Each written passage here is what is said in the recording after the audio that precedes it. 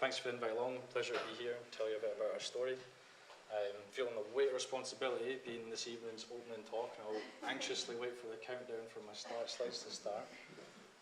I'm here with my co-founder Stephen though, so we're a two-man team. So here we are. I'm Jeremie, this is my co-founder Stephen. We are two architecture students from Strathclyde. Stephen's been my work wife, as my actual wife calls him, since about 2008. We've come as a pair ever since, and it was during our years out in practice as architecture students that we came up with the idea for our company, which is Studio 2080. So during my year out, I was in Singapore working for a luxury home builder. Stephen was in East Ayrshire Council, so if that isn't motivation enough to do your own thing, seeing barefoot Bangladeshi migrant construction workers building multi-million-pound mansions was the driver for working with the poor and not the rich, which is where we've gone on to create our company. So we've combined this with academic research at Strathclyde. So this started with a 4-way collaborative dissertation with 2 other collaborators, turned into a live master's, at which point we registered the company, started engaging with communities in West Africa, and has since turned into PhD research, focusing on ethical business and community development in Africa. So to explain our name, we describe ourselves as a sustainable development company with 20% of profits used to cover company overheads and finance the enterprise, with the remaining 80% of profits reinvested into our product pipeline and the communities that we work with on the ground in Africa. That's the last bit that's quite challenging. So what we do in a nutshell is we raise capital, we design and invest in sustainable development interventions, we deploy them on the ground, we measure the impact, and we scale these interventions, and they're all profit driven. So we are aiming to reuse, repay, and recycle all of our profits, or 80% of it, to invest in further community projects on the ground. We work in 4 key areas of development: sustainable development, education, healthcare, agriculture, and energy, but it's in a joined up way that we do this. So improving agricultural yields, for example, creates more food, reduces instances of famine, so has implications for healthcare. Energy is a little bit different though, because it's an enabler of all the other development areas. But being architects, the big problem that we were trying to address was premature urbanization. So we found during the research that rural communities are migrating to cities because there's a lack of opportunity, they're looking for a better life for themselves and their families. So this is why we concentrate our efforts in rural areas to provide opportunities where there seems to be little. So we began our mission in Africa in 2011. When we started, this was during our masters, all we had was a phone number for a chap Sharif from a mentor who's pictured in photos.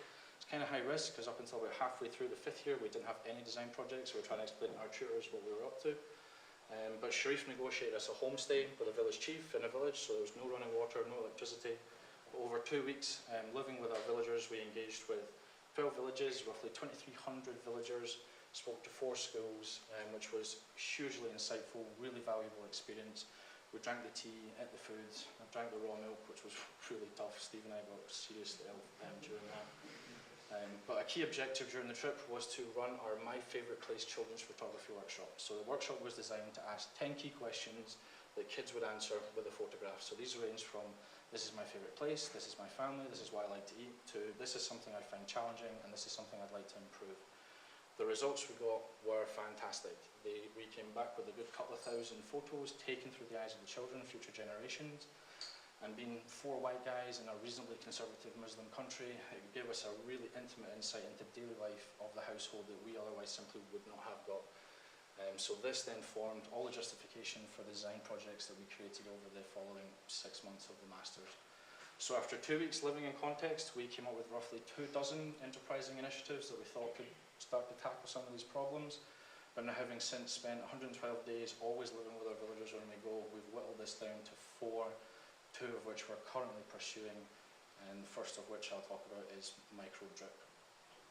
So micro-drip is low-cost, low-tech irrigation equipment designed for areas of the world where there's little or no rainfall.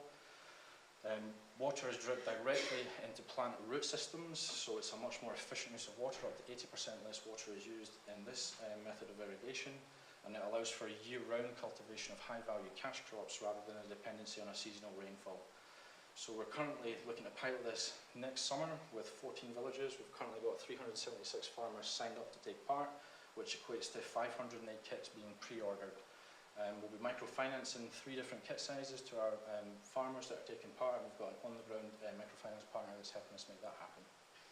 But the project that we've just launched, our first revenue stream, is Power Life. So following the Children's Photography Workshop, a big problem we identified was a lack of light at night, and it's a huge barrier for kids doing their homework in the evening. So as the slide says, we think the world will be a better place when all kids have access to electricity. And our solution to this problem is simple. Every time we sell a Power Life product here in the UK, we can then gift a solar light to a kid in an African government school, 1 for 1. So whilst you charge, they study, and our first product that we've just brought to market is a slimline, aluminium, on-the-go, portable power bank charger for your mobile phone, which you can see pictured. We completed our first giving mission, Steve and I, in October this year, which was hugely rewarding. We're now partnered with a school in Banjul in the Gambia. To give you an idea of the scale of the problem that we're trying to tackle, the one school that we're engaged with has 4,000 students, 60% of which don't have electricity at home to do homework at night.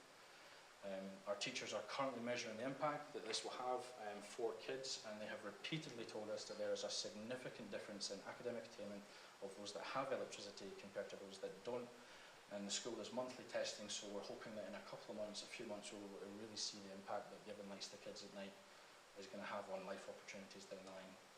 So our work is challenging, it's always difficult, and what we've seen on the ground can bring you to tears of joy and of sadness, even when the Gambian intelligence officers are watching over your shoulder as we do our work. But yeah, hugely rewarding, it's been a great journey thus far, and I'm nervous waiting for the last slide. Thanks ever so much for listening. If you like what we're doing and enjoyed the story, you can follow us on Facebook at Power Life, find us on Twitter at Power Life UK, and a gentle prod that our WePal power banks are now available, and they make a great Christmas stocking filler. Thanks very much.